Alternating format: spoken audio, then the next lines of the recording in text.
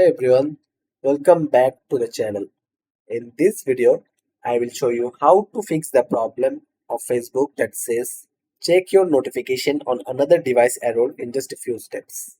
This is the error which you can see in the screen. This happens when Facebook asks for two-factor authentication, but you no longer have access to your old number or device. Here's the workaround. First, go back and click uh, create a new account here, and then we will use this account to remove the phone number from the old one. Just click create manually and then click get started. Then here enter your details, first name, last name. From here go to the menu.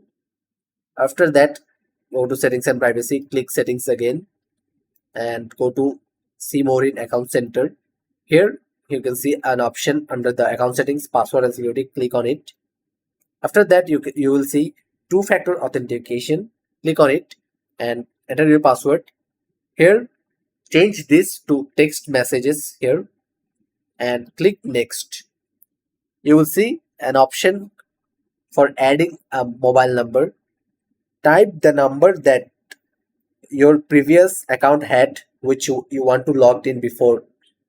After entering, just provide the code that was sent to your number, and this will remove the number from your old ID and link this new ID. That means to access your old ID, you don't need the number or two-factor authentication anymore. You can easily log in to your old account.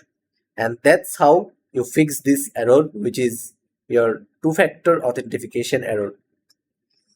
And that's how you do it. So if this video was helpful to you, don't forget to like, subscribe, and drop a comment if this worked. Let me know in the comments. Thanks for watching.